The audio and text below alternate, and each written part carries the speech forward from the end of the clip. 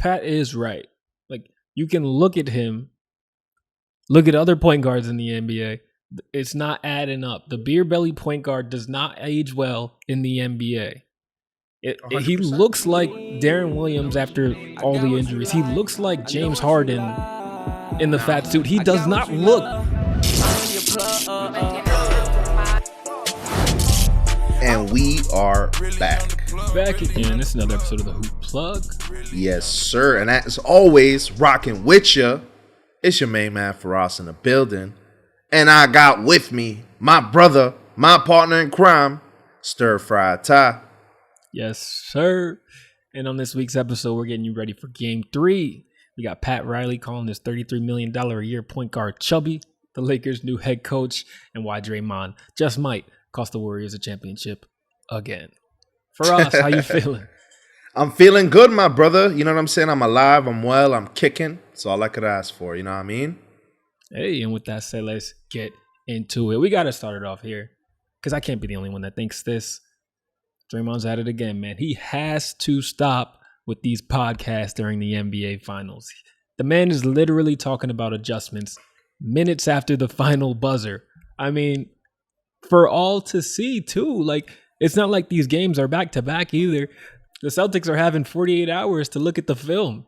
I guarantee you the Celtics have a scout listening to every second of Draymond's podcast, just taking notes.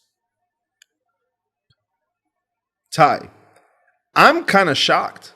You know what I'm saying? Because there's two levels to it. First off, Draymond Green, man, we know when it comes to his basketball IQ. Listen, Draymond might not affect or impact the box score as much as other players, but at the same time, we know his impact is felt. We know the reason why he's able to have that kind of impact is because of his above ordinary basketball IQ. I feel it's a little disrespectful. You know what I mean? You're coming out after the game, not even waiting till the finals are done, right? And again, can't blame Draymond. His podcast has been going on and he has been doing this throughout the playoffs. You know what I mean? So it's not like this is something new. But at the same time, it's the finals, man. You know what I'm saying? You got to keep all those things, that knowledge, them adjustments, all of that stuff on lock, a secret, you know? But how do you think this rubs one Jason Tatum, one Jaylen Brown, one Marcus Smart, the band of Boston Celtics when, whether it's a win or a loss, you got Draymond out here coming talking like he's the coach. Like he's the man. Like he's basically breaking us down. You know what I'm saying? Like it had to have lit a fire underneath this Boston Celtics team. Faux show, you know? I guess we're going to see in Game 3. And my issue is, like, we're looking at this. When people get on Draymond, it's very rarely about what happens on the court, right? Well, let me not say that. It's about the extracurriculars that happen on the court. So we look at the finals against the Cavaliers when he gets himself suspended from Game 6 and cost his team a championship. Depending on how you look at it, maybe the Cavs would have won regardless, but it definitely didn't help missing one of your key cogs in a Game 6. Now we fast forward to today. Again, it's the extracurriculars that could potentially cost your team.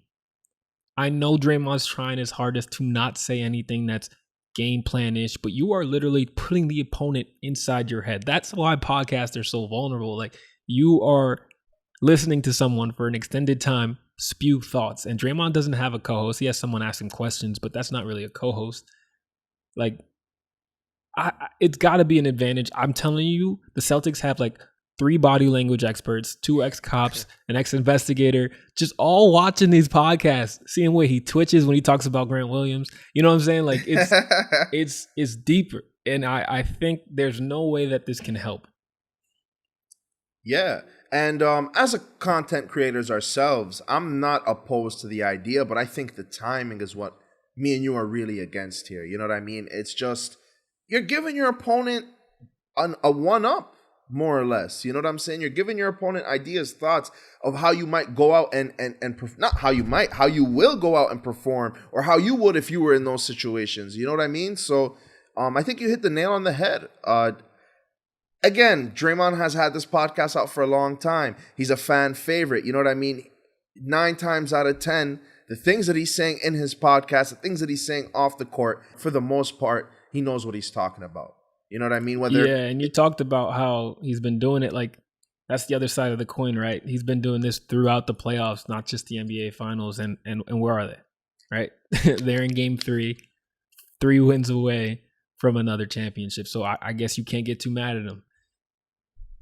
Yeah, 100%, bro. And again, you would think after game 1, he might be hesitant to do it. Nah, Draymond in pure Draymond fashion went out and did what he does, you know? And it didn't matter because they blew out the Celtics, you know what I mean? And they were able to, you know, close that margin a little bit in the fourth quarter. But at the same time, man, the Warriors really ran away with the game after the end of that third. Yeah, man, let's get more into it, right? That's why we're here. We're getting y'all ready for game 3 Wednesday night. So at this point, we've seen each team have their night. It was Boston in game 1, hitting everything in sight. It was the Warriors in game 2, hitting them with the monster third quarter and a vintage run, 11-0. But now things shift a little because we're headed to Boston, right? And I'm thinking we know, or we spoke previously about the inexperience of the Boston Celtics. Before game 1 of the finals, no Celtic had played a game in the finals. Well, now, before game 3, no Boston Celtic has played a finals game in front of their home crowd. And my boy, this is a totally different beast. I actually think that playing on the road in the finals is easier than playing at home.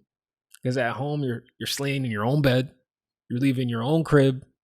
You're going to the arena you've been to many times in front of fans you've seen many times, yet it's all totally different. The energy, the excitement, it's going to ramp you up because you haven't seen this city act like they're about to act.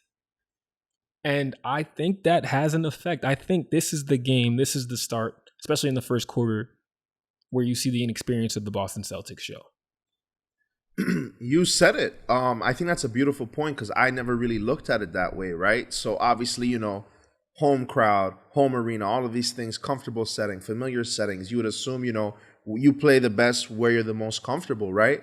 But Ty, you brought a very brilliant point to it. You know what I mean? It's almost too much not deviating from the norm that I think is kind of where a little bit of the pressure comes. Like you mentioned, you wake up in your regular bed next to your family, you know, you have breakfast in your crib, you might go for some shots, you might have a training session at that day. You know what I mean? Regardless, you get to the arena, everything's the same, but at the same damn time, it's not. You know what I mean? Whereas now you're on the road, from the time you stepped on the plane, you're in playoff mode. When you're on the road, it's when you get into the plane, you're huddled up with the team the entire time. Not only are you building camaraderie, but you're talking about certain things and the stuff that you're going to do. It's a locked-in mentality. You know what I mean? You're at the hotel 9 times out of 10. There's no distractions unless James Harden is on your team, you know? And you go into this opposing building, you're like, let's go make some home fans sad. Let's go out and upset this team, you know? It's an us against them mentality, and it's just the beautiful, most perfectly made distraction when you have a whole building united against you, and it's just the 5 guys to your right, the 5 guys to your left, and the coaching staff behind you that is trying to make you go. 100%. Go ahead. And real quick, and then the flip side of that coin, right, is now you go home, you have that same energy, except now the fans are cheering for you. The first thing you're thinking is, we can't let them down. We can't lose at home, you know? Yeah, I'm apologizing in advance. Another Knicks reference coming. But I think that's what really hurt the New York Knicks when they got the playoffs. Remember, last year, it was like fans just entered like a week before the regular season ends. Now you have Madison Square Garden rocking again. Julius Randle has not been the same. It is a different atmosphere when you have a bunch of people that expect something of you versus a bunch of people that want to see you lose. Yeah, 100%, bro, 100%. And now the pressure is now tenfold, right? You go from being in your comfort zone in a familiar territory, you're outside of your comfort zone in familiar territory. Think about that. You know what I mean? That's scary. You know? And go ahead. No, all I was gonna say is now. So that's a beautiful point. You hit it on the head, man. I really like that. Yeah. So let's take it here. After watching the first 2 games of this series, I was vastly, more impressed than I ever thought I would be by the Boston Celtics. Yes, they did just split, but those are games on the road where Golden State has made a name for themselves, and Boston has looked like the better team. Yes, Golden State kind of smacked them up in the second game, but the first half of game 2, Golden State is throwing everything they got at Boston, and they're weathering the storm. And Yeah. I came away from that game just more impressed with Boston and fully convinced that they deserve to be there. Not only because they won the East, but because, in my eyes, they are the best team in the NBA this year. They are long, they're versatile, they defend with a tenacity only seen in the 90s. They, for the most part, share the ball. And they got a couple bucket scorers that are really good in Jason Tatum and Jaylen Brown.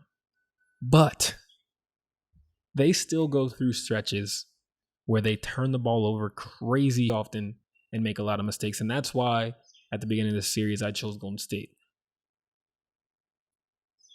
Yeah, Ty, to be honest, man, you're hitting the gems all night, you know. To be quite frank, right? This Boston team started off the season slow. New head coach, poor record, you know. It's really basically, if you've been watching the second half of this season and this playoffs, you're not surprised at that comment. And don't get me wrong, I'm not going to quite go out there and say I think the Boston Celtics are the best team in the league. But at the same time, I think they're one of the best teams. And if you look at them from top to bottom with the talent that they have, I don't want to say they're the going to be the most winningest team. I'm still not going to give them the championship. But if you look at what they do and how they rely on each other, it's not really one guy carrying any loads like you see for the Magic, or even at times with the Warriors, given that Klay is still, trying to catch himself. And again, Klay's been back for some time. I'm not of the thought that this is the Klay that we're going to see going forward forever, but he still hasn't shown us what we need to see from him. I say all that to say this, man. This Celtics team has surprised everyone. They came out through the second half of the season after the All-Star break, rookie coach, besides Jason Tatum and Jaylen Brown, who are young stars in themselves, and Marcus Smart, who is the Defensive Player of the Year. That is a championship caliber team, but this team's only problem is probably one of its biggest strengths. It's youth, it's age, right? The fact that it's young, this is a young team that can stick together with most of its core parts for a very long time. With that comes inexperience, you know what I mean? And when that comes like moments where you're not necessarily losing the game, but you're beating yourself. You understand what I mean? And there's at times where we saw them do that in the last couple rounds. Say all that to say this.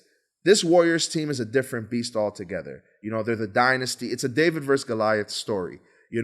I don't expect this Boston Celtics to pull it out for them. I don't think that this is their year.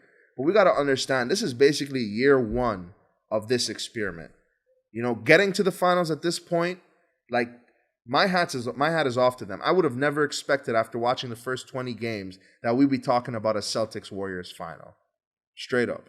I hear you. I agree with that. Last thing with the series, though, still waiting on Big Game Clay. I don't know. We know about the Game 6.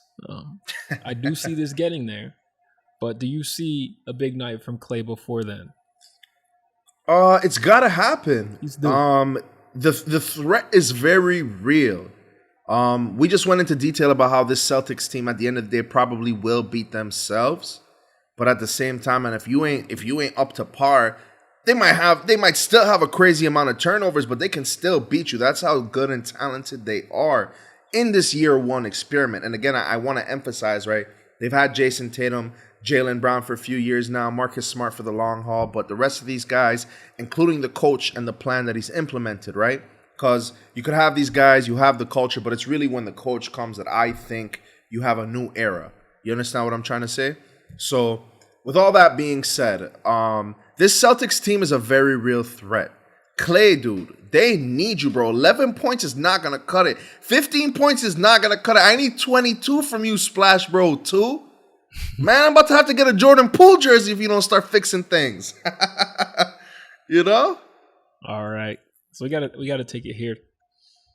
We've been tough on a guy down in South Beach this year, and I think rightfully so. He did fleece you guys, his franchise.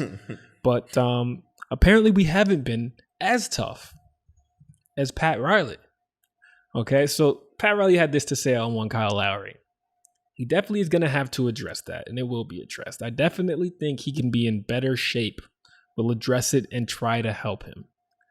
So leadership starts from the top down, and Pat Riley is a no-nonsense employer. If you're going to play for him, even if he's up in the skybox, you're going to have to be in shape, play hard, come ready every night. And he accused Kyle Lowry of not meeting all that criteria. So do you think Pat was in the right for his comments on one Kyle Lowry? Yes. Bro, how are you paying this man so much money? Former All-Star, former NBA champion, supposed to be the dog, supposed to be the main cog on defense and offense for your squad, supposed to be the two in the 1-2 punch with Jimmy Butler. And he's scoring 0 points and 3 assists in a playoff game? In the Eastern Conference Finals? Man, although I think Pat Riley is OD, especially with that body fat requirement, he's talking about the man like he's like, I don't even want to get into it. I don't like how he's talking about the man. But with that being said, damn, Kyle. Like, the way I look at life is I'll never give somebody an excuse to shit on me like that. But, bro, what can you really tell the guy? You went out. It's not one. Not just like I'm going to do like LeBron. Not one, not two, not three. This man, Kyle Lowry, had multiple games with that goose egg. It wasn't just one. And that's the part that I can't understand. Kyle, bro, I get it. You're paid. You're a professional. You've accomplished more than what most NBA players ever accomplish. You're in the 1%. I get it. But come on, dog. You have a chance to compete for another NBA championship. You have a chance to contend for a historic franchise in the Miami Heat. Like, you have a chance to be that 2-3 guy on a championship contender. That's what they brought you in for. And you're going out and scoring 0 points? Nah, bro. I mean, don't get me wrong. Everybody's been hard on him, but I'm not going to sit here and say he doesn't deserve some of it, you know? Yeah, I think, too, like, the issue is clear, right? Pat is right. Like, you can look at him, look at other point guards in the NBA. It's not adding up. The beer belly point guard does not age well in the NBA. He looks like Darren Williams after all the injuries. He looks like James Harden in the fat suit. He does not look like an NBA point guard right now. And that's not a recipe for success for a 33-year-old 6'1". Like, that's never going to work. You can't come in looking like Zion and expect to have a good impact if you're not 6'7" at least. 100%, bro. 100%. I really don't know what to say. I mean, you have one Chris Paul, who I believe is about the same age, maybe a year or two older, drafted the year before Kyle Lowry. And my man is going to exit the NBA when the time comes with grace, you know? Yeah. And you said you didn't like how Pat was talking about Kyle. Well, maybe you'll like this a little better, but we got the Lakers' new head coach, Darwin Ham, talking about Russell Westbrook. So, as you guys have heard, the Lakers plan to keep one Russell Westbrook for another year, run it back, give it another shot with a new head coach. So the report originally came out that LA refused to give up additional assets in any trade for Russell Westbrook. And I just want to say props to Jeannie Buss. Props for her for doing the right thing, which is the harder thing. And that's keeping Russell Westbrook. You know it didn't work. You know it probably won't work again. But the quickest way to make a bad situation worse is trying to fix it quickly, right? That gives life to the quote, out the frying pan into the fire, that one Jay-Z spoke, because, you know, it's hot in that frying pan, but at least you got that layer to protect you. You rush trying to get out of that hot situation and boom, now you're really into the fire. And I think if they tried to dump Russell Westbrook just because they didn't want him on the team, they're setting themselves back. They'd have to attach picks. They've already traded a bunch of picks to get AD there. They're setting themselves up to be bad for a long time. Yeah, 100%, man. And you said it, right? You try to get rid of Russell quickly, especially if he's devalued right now. But at the end of the day, only real fans of the NBA know what Russell Westbrook's really worth. A guy who can average a triple-double just 3 seasons ago, right? For more than 1 year, for a few years in a row. He's going to give you something. I think the Lakers made the right move here. I think Jeannie Buss made the right move here. At the end of the day, man, right now, Russell Westbrook is devalued. You'd have to be an absolute liar to say that he had a good season, that the Lakers had a good season, that it was anywhere near expectations. And regardless of the personnel that you have in Los Angeles, It's always championship or bust. There's never any in between. Those are the expectations that have been set from Dr. Buzz 40, 50 years ago at this point. You know what I mean? Yeah, and we had the awkward situation with the reporter asking Darwin about the Russ fit with Russ physically in the room. And he handled that with grace, right? Like he was complimentary. He called Russell Westbrook a superstar and talked about how they needed to use his strengths and not focus on the weaknesses. But you can never tell how good one of these coaching fits is going to be with just an introductory press conference, right? Like we've seen many press conferences for coaches and players that impressed early, but didn't live up down the line. So we're taking it down to Chicago, to Chi-Town for this next one. The Zach Lavine dilemma. As most of you may or may not know, Mr. Lavine is eligible for the 5-year, $212 million max deal from Chicago. Supermax. Only Chicago can offer this Supermax. Report by Brian Winslow is saying he doesn't think Lavine wants to leave. And my response to said report is, of course not. Why would he? Why would he want to walk away from $212 million? It's not like he's in Utah. It's not like he's in Tennessee. Okay, he's in Chicago. It makes sense. He's got DeMar there. He's got a coach that looks like he knows what he's doing. So why would he want to leave? Man, I feel like I should create like a little ad lib that every time we talk about Chicago, it's like me blowing into the mic, basically saying the Windy City, you know? But nah, with that being said though, bro, isn't it beautiful? Chicago's really starting to look a lot like Los Angeles. You know what I mean? It's really, you forget about the weather, you forget about everything else. You're like, man, this is really just a great place to be. There's money flowing, W's are being had, there's stars all over the place. You know, we got 3 all-stars on the squad. Lonzo, who's a potential all-star. I mean, we got stars, bro. Why don't we get Lonzo to play a couple games first? And I don't know what you're talking about with that LA mess, because it might look like that in June, but definitely not in October when that season starts. All right, okay, I'm talking metaphorically here. We don't got to be talking about the weather, man. When you want your Knicks to shine, I let them shine, brother. Let me have this moment. You know what I'm saying? Right. Love. Nah, but with that being said, though, why would he leave, man? Zach Lavine is the longest tenured Bull on the roster currently. He's been there for the worst of times. He's now here for the best of times. And this is very much what he deserves. I'm sure nobody was thinking about Zach Lavine qualifying for no 5-year, $212 million supermax contract when he first got to Chicago and we were winning 20 games a year.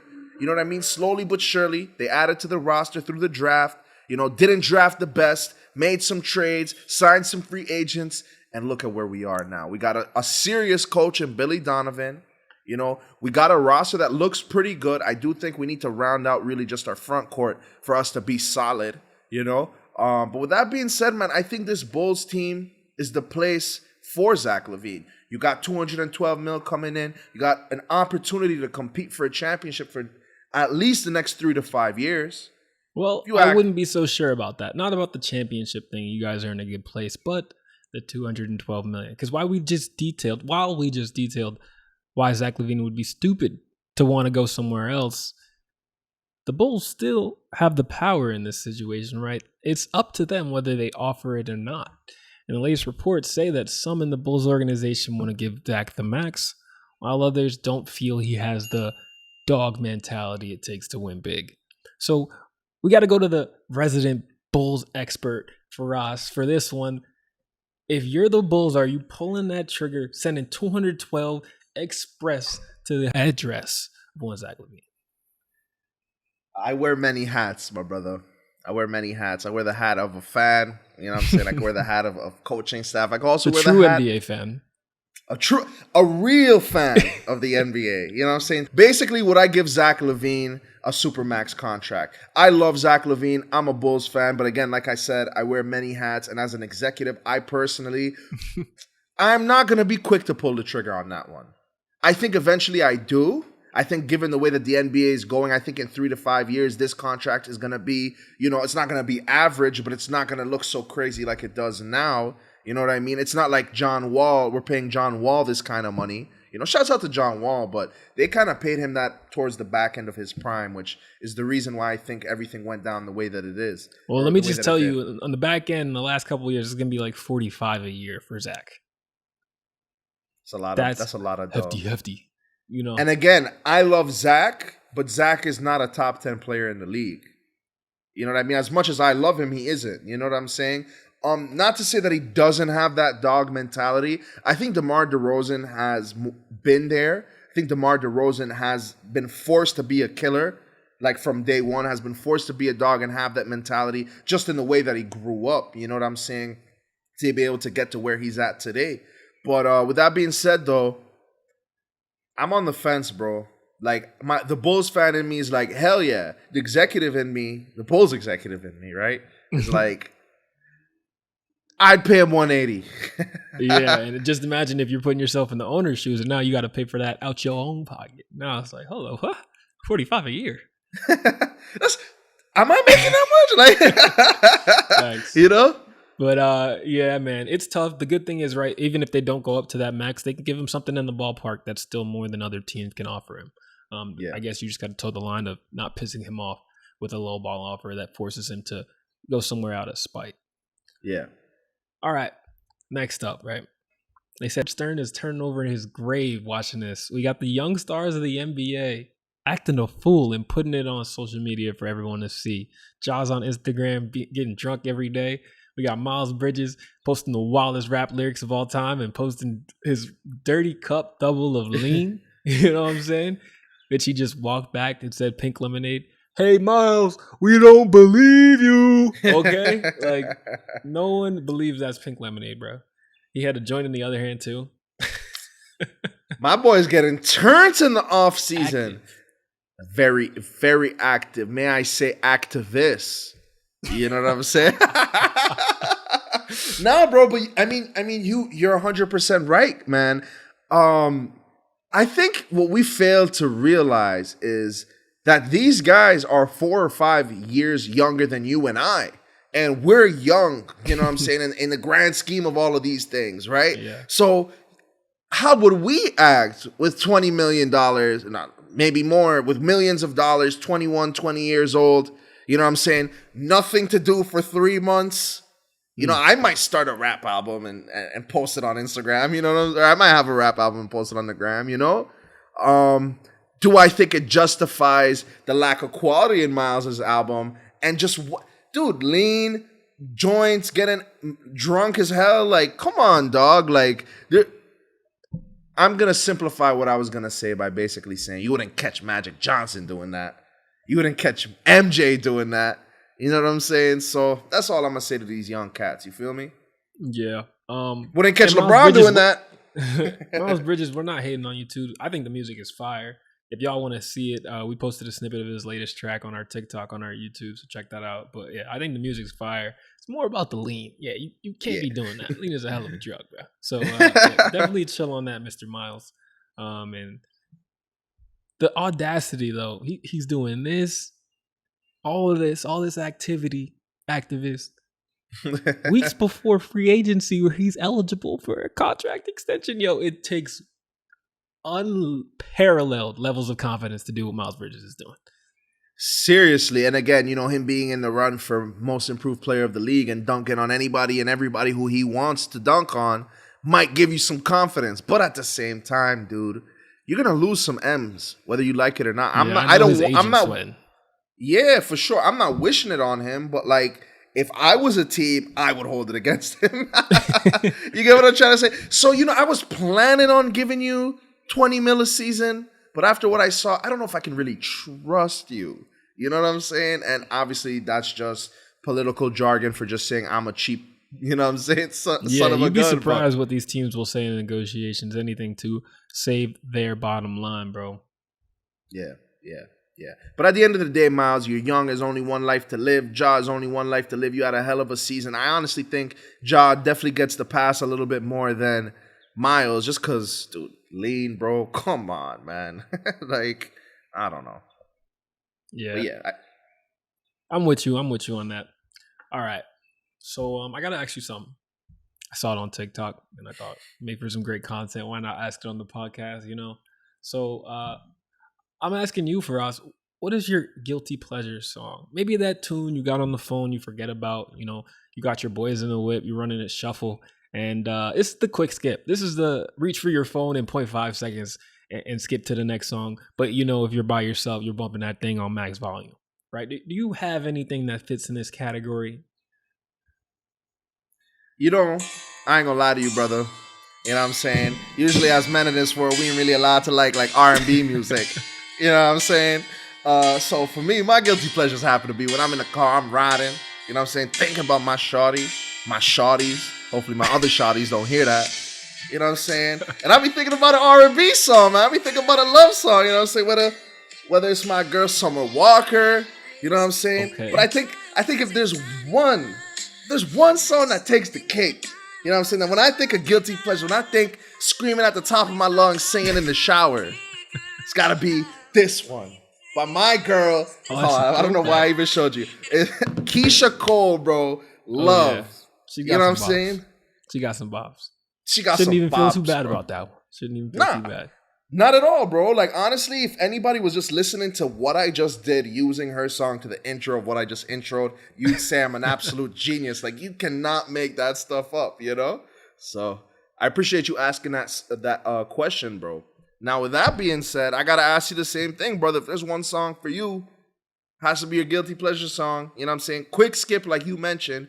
Which one has got to be? This is for sure a quick skip because it's probably going to be Harry Styles. It's gotta be that watermelon sugar. I don't know why. I hate that I do like it, but I do love that song for some reason. All right. I don't know any other of his songs, but that one, Certified Bob. And I respect the realness, bro. You gotta respect the realness. You know what I'm saying? So without further ado, you know what I'm saying? You guys ain't gonna get nothing but realness on this podcast. We broke down the Celtics. We broke down why Kyle Lowry, his body fat percentage is more than his field goal percentage. You know what I'm saying?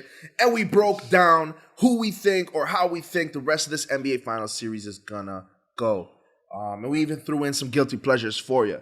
Ty, before we wrap this episode up, you got any comments for the fans? Anything you want to say to the Hoop Plug family? No, just that I appreciate the support as always. If y'all checking the TikTok out, if you're checking out the YouTube, you know why I'm thanking y'all, because y'all have been showing out and showing off. The views are going up like crazy, and we appreciate it. Seriously, man. Y'all are about to get us on our ways to being paid subscribers. You know what I'm saying? Or paid content creators. You know what I'm saying?